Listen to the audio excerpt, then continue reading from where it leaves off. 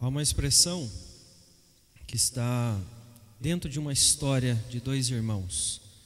Eles afirmam: não existe solução para o meu problema. Os irmãos Anderson, eles vivem uma angústia. A angústia para descobrir a cura de uma doença que está se espalhando em meio ao seu país por meio da chuva. Algo que é comum, algo que está atingindo a todos no seu país. E esses irmãos, eles estão então, em todos os momentos, tentando encontrar uma maneira de se esquivar disso, em abrigos, mas em tudo isso, querendo o fim deste problema. Essa doença, ela surge então sendo contada em uma série dinamarquesa. É uma ficção, mas eles trazem então uma ideia de um renomado cientista que cria um vírus, e ele cria uma capacidade de lançar esse vírus na atmosfera. E a partir desse momento, esse vírus começa a atingir todas as pessoas durante as chuvas. Um vírus que não tem cura, um vírus que contamina todas as pessoas por onde ele passa. Ninguém está livre disto. Então eu fico me perguntando, em meio a esse cenário criado nesta série dinamarquesa, como seria descobrir uma cura perfeita, num lugar onde pessoas estão tentando fugir, tentando encontrar um abrigo, tentando encontrar uma solução. Quando pensamos nisso, conseguimos entender que onde não existe a perspectiva de solução, como era retratado na vida desses jovens, não existe esperança. Se não existe perspectiva de melhora, é porque não existe esperança. E se não existe esperança, nós podemos dizer então que nós nos deparamos com corações que vivem longe do Senhor. Esta noite eu gostaria de recordar aos irmãos que a palavra nos mostra que Deus é a esperança para o coração contaminado pelo pecado. Eu te convido a abrir a palavra do Senhor no texto de Números 21, onde faremos a leitura do versículo 4 ao versículo 9 para refletir a palavra do Senhor.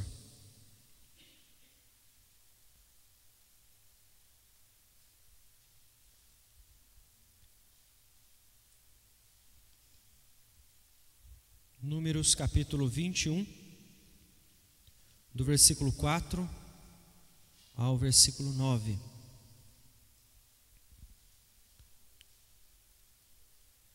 Diz o seguinte a palavra do Senhor: Então partiram do Monte Or pelo caminho do Mar Vermelho a rodear a terra de Edom, porém o povo se tornou impaciente no caminho. E o povo falou contra Deus e contra Moisés: Por que nos fizeste subir do Egito para que morramos neste deserto, onde não há pão nem água? E a nossa alma tem fastio deste pão vil. Então o Senhor mandou entre o povo serpentes abrasadoras que mordiam o povo, e morreram muitos do povo de Israel. Veio o povo a Moisés e disse: Havemos pecado porque temos falado contra o Senhor e contra ti. Ora ao Senhor que tire de nós as serpentes. Então Moisés orou pelo povo. Disse o Senhor a Moisés: Faze uma serpente abrasadora, põe-na sobre uma haste, e será que todo mordido que a mirar viverá. Fez Moisés uma serpente de bronze e a pôs sobre uma haste.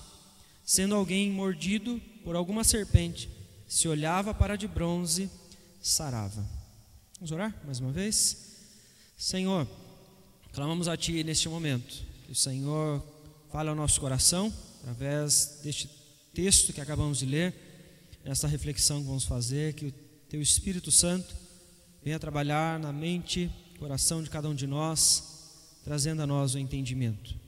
Ilumina, Senhor, as nossas mentes, que o Senhor venha mover cada um de nós naquilo que nós estamos vivendo, para podermos assim submeter a Tua palavra e sair da Tua casa esta noite edificados, fortalecidos, com ousadia para viver ao Senhor. É em nome de Cristo Jesus que nós oramos e já agradecemos a Ti.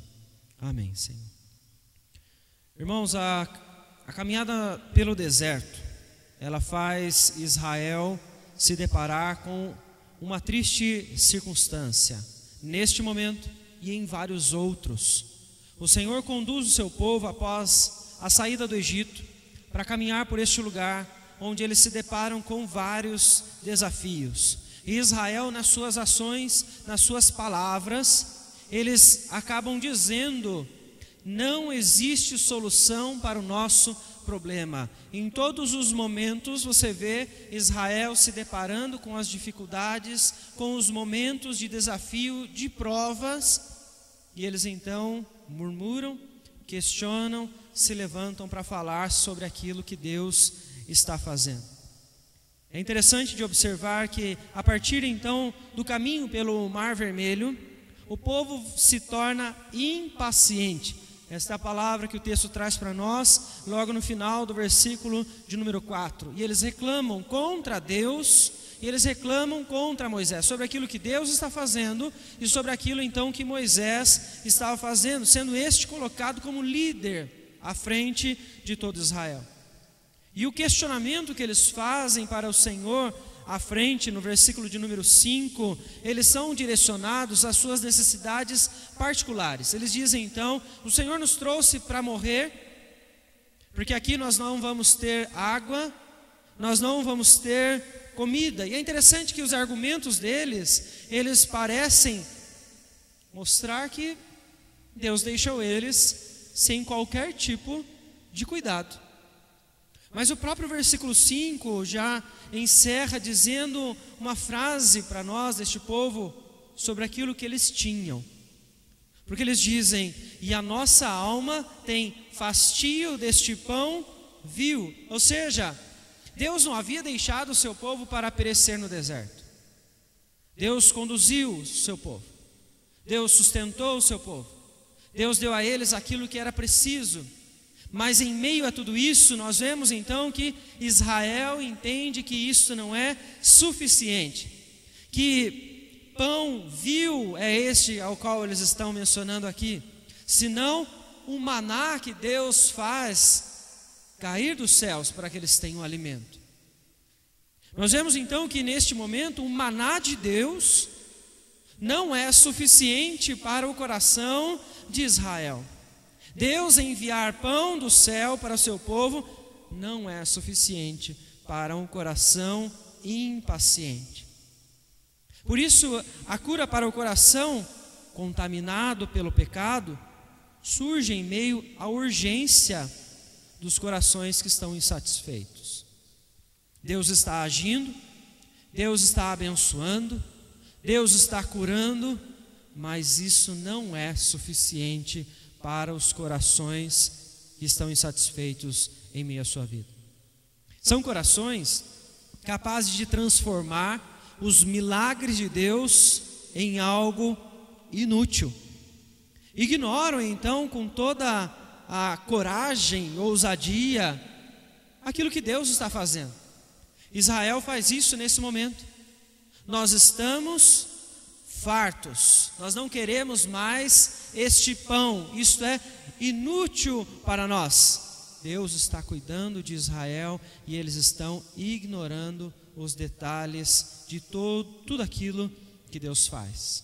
Em todos os passos, em todos os trechos desse deserto, Deus não abandonou o seu povo. Isso é algo semelhante do que acontece com Sansão. Sansão é um homem chamado por Deus, a história que todos nós conhecemos. A sua força, ela vem do Senhor. Deus então o chama para que ele, então, em meio a um voto do nazireado, ele o sirva como libertador de Israel. Mas em meio ao crescimento de Sansão, a sua vida, a maneira como ele lida com as coisas, dos desafios, ele se mostra então um homem completamente imaturo e até traz então ações parecendo ser uma simples criança. Em um dos momentos, em Juízes, capítulo de número 15, a palavra do Senhor ela nos mostra que Sansão então havia errado e por errar ele se afasta da sua mulher. que já não era dos israelitas, mas sim dos filisteus.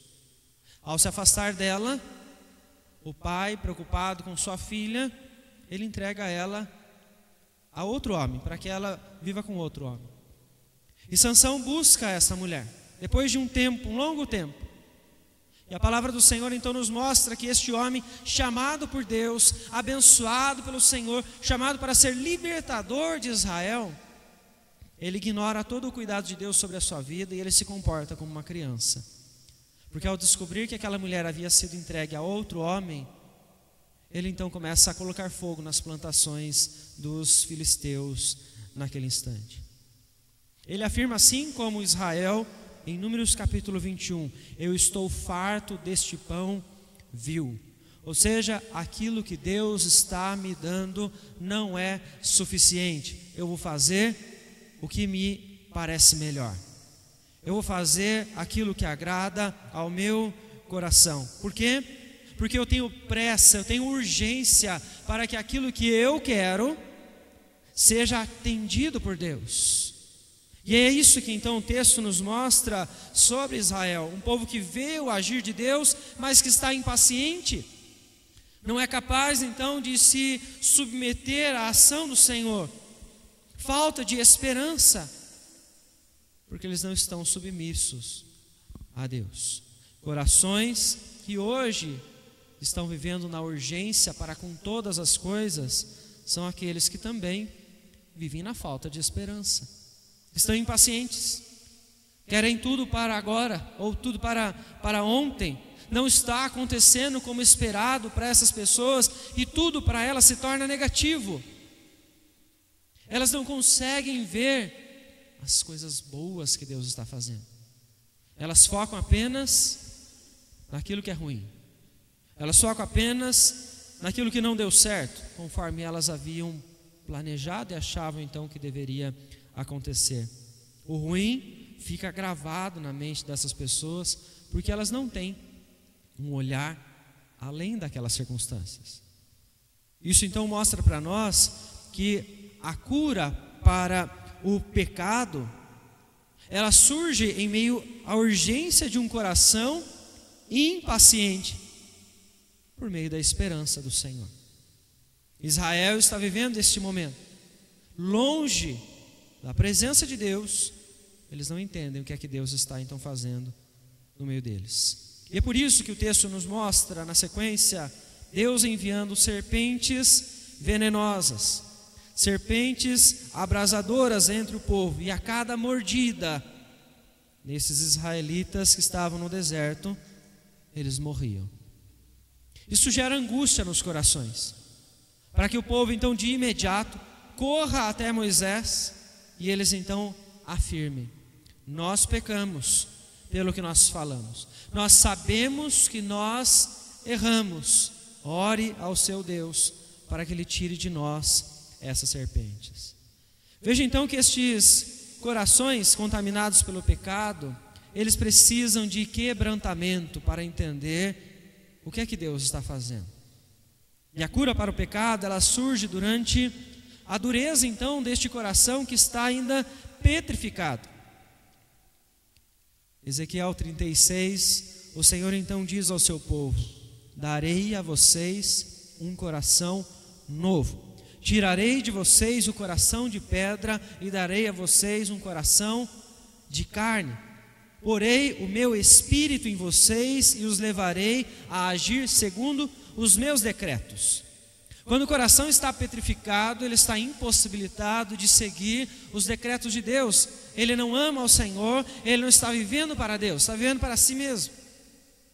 Está longe da vontade do Senhor. O coração de Israel está assim neste instante. Está petrificado enquanto caminha no deserto. Eles não conseguem olhar as bênçãos de Deus a cada passo, a cada trecho então que eles estão caminhando em meio a todas as dificuldades, pois Deus está junto deles. Eles avistam então milagre do Senhor, mas eles não se rendem a Deus. O coração continua endurecido, o coração continua então fazendo apenas a vontade deles mesmos. Quando eles deveriam então olhar para o Senhor e entender que pela misericórdia de Deus, eles ainda estão vivos, eles estão sendo agraciados pelo Senhor. Isso nos mostra então que um coração sem vida não se relaciona com Deus. Um coração sem vida não se relaciona com o Criador, e ele precisa ser regenerado, ele precisa ser restaurado.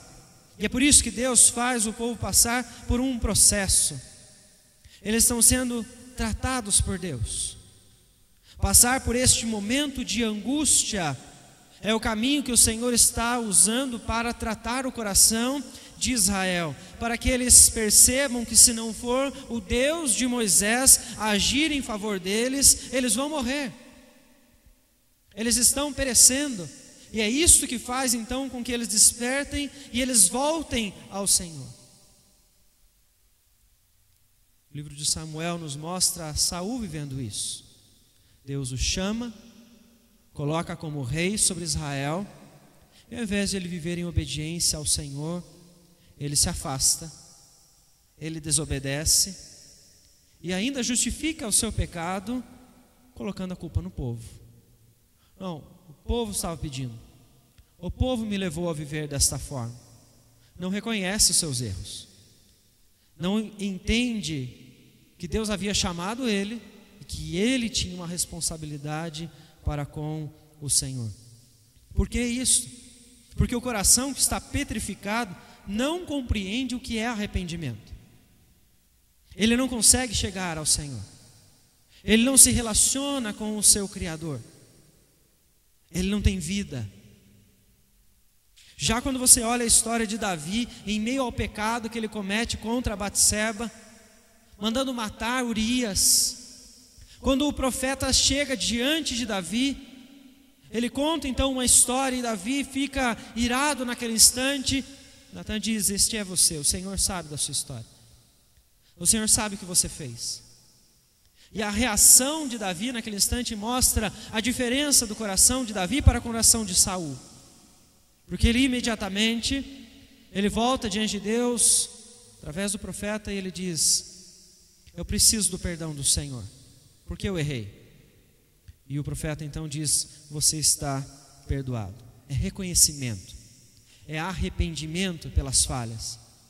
Um coração de carne já não é mais um coração petrificado, é um coração que já foi transformado pelo Senhor.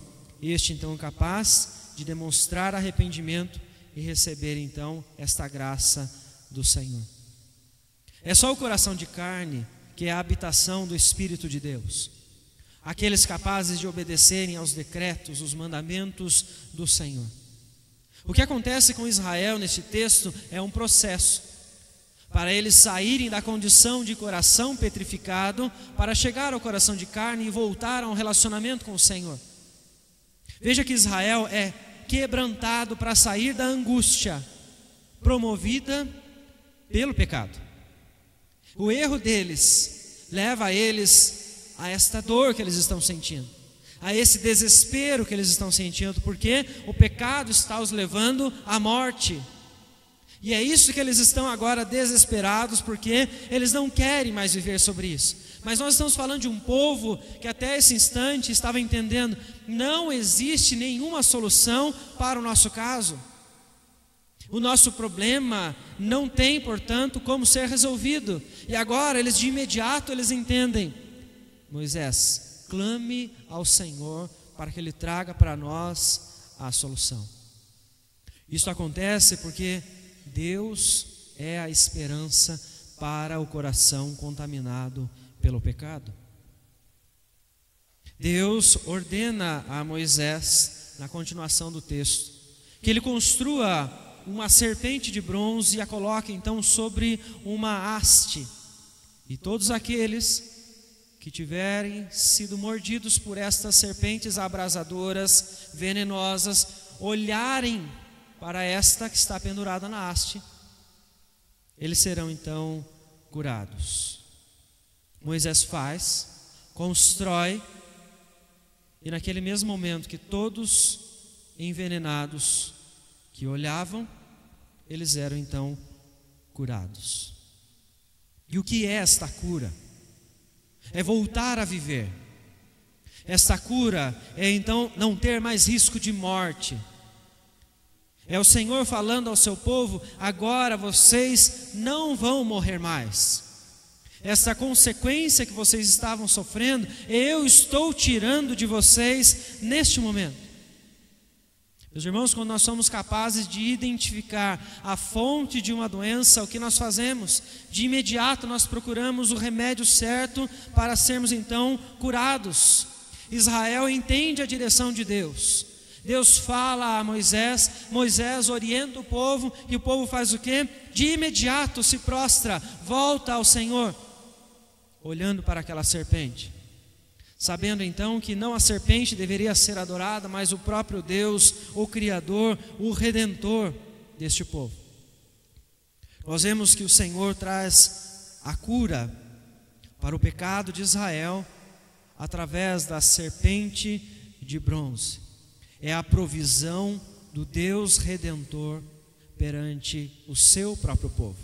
Aqueles que estavam então afirmando que não tinha como resolver o pior problema deles, a morte, agora eles ouvem diante do próprio Deus que agora eles vão ter vida, e assim eles então o vivem. Essa cura promovida pelo Senhor é a cura que chega até nós, é a cura de um coração que estava insatisfeito, um coração impaciente, um coração que não quer se submeter ao Senhor. Esta cura é para que o nosso coração se volte ao nosso Criador, para nós podermos entender de uma vez por todas que, apesar das nossas falhas, o pecado não vai trazer mais a morte sobre nós, a morte eterna. Permaneceremos com o Senhor para sempre. E é por isso que Jesus, no Evangelho de João, no capítulo 2, ele afirma: e do modo porque Moisés levantou a serpente no deserto, assim importa que o Filho do Homem seja levantado, para que todo o que nele crê tenha a vida eterna. A serpente de bronze não era o fim em si mesma, ela era apenas uma sombra. Como diz Paulo aos Colossenses, tudo aquilo que você observa no Antigo Testamento aponta para Cristo, era apenas sombra daquilo que Jesus ainda iria fazer. A serpente de bronze, da mesma forma, ela apontava para aquilo que Cristo iria trazer para o mundo: a redenção a todos os corações contaminados pelo pecado. Basta olhar para Jesus, e olhar para Jesus é confiar que o seu sacrifício é eficaz para nos salvar. Apesar das nossas fragilidades, apesar do nosso pecado, Jesus Cristo morreu e nos salva, porque Ele pagou o preço no nosso lugar. Assim, a contaminação do pecado no nosso coração, ela será removida de forma completa, mas na glorificação, quando o Senhor Jesus retornar. Mas é algo que já está confirmado a nós, que temos fé, por meio da palavra do Senhor, através de Paulo aos Romanos. A glorificação já está garantida a você, irmão. Essa transformação completa virá a você que já confia em Cristo Jesus. A provisão do Deus Redentor é o remédio correto para o coração que está insatisfeito, para o coração impaciente, para o coração petrificado. A vida dos irmãos Anderson, que eu mencionei logo no início, ela muda completamente no decorrer da história, quando eles descobrem que a angústia deles agora teria um fim. Aquilo que trouxe para eles todo o desespero, agora já não vai existir mais. Surge em meio à narrativa da história uma flor capaz de trazer para eles a cura, para todos aqueles que estavam contaminados então por aquele vírus. Agora eles poderiam ser curados. Não existiria mais para eles o medo de serem mortos por algo que eles não sabiam como seria resolvido. Irmãos, onde existe esperança, existe um coração confiante no Senhor. Onde existe confiança, existe fé em Cristo Jesus. O nosso coração, ele é impaciente para as nossas urgências. No nosso dia a dia, nós temos várias demandas que chegam até nós. Cada um de nós, nas suas rotinas, nas suas famílias, nós nos deparamos com urgências que nós queremos que sejam resolvidas para ontem. Precisamos aprender a descansar em Cristo Jesus. Precisamos aprender a depositar estas angústias na cruz de Cristo, para podermos viver de forma tranquila, não angustiados, não insatisfeitos com o nosso Deus. Porque muitas vezes, em meio a isso, trazemos o olhar pessimista da vida. O olhar pessimista é fruto de um coração que está longe do Senhor. Se o seu coração está caminhando desta forma em meio à sua rotina, aproxime-se de Cristo. Aproxime-se do Senhor para que Ele preencha o seu interior, para que você volte a entender a beleza da vida, dos diversos momentos, nos pequenos detalhes, onde Deus está com você, cuidando, providenciando aquilo que é o necessário. Volte a ter o olhar de esperança que só o Senhor pode trazer ao seu coração. Porque, como afirmamos, o sacrifício de Cristo, ele é eficaz para nos salvar e para promover em nós uma nova perspectiva de vida. Em meio a todos os desafios, confie unicamente em Cristo Jesus, e a esperança que você precisa, ela voltará ao seu coração, e você voltará a desfrutar da vida com prazer, honrando ao Senhor em todos os momentos. Eu convido você a fechar os seus olhos nesse instante e a depositar as suas urgências aos pés do Senhor nesta noite. Depositar as suas dores, os seus medos, aquilo que muitas vezes te faz ser pessimista, aquilo que em muitos momentos faz com que você olhe e diga: Deus não está comigo. Que esta noite você possa então colocar isso tudo aos pés do Senhor e caminhar com mais leveza diante de Deus. Querido Deus, em nome de Jesus, que nós clamamos ao Senhor, que o Senhor venha agir com misericórdia sobre cada um de nós. Os nossos corações, ainda inclinados ao pecado, querem se afastar de Ti, Senhor.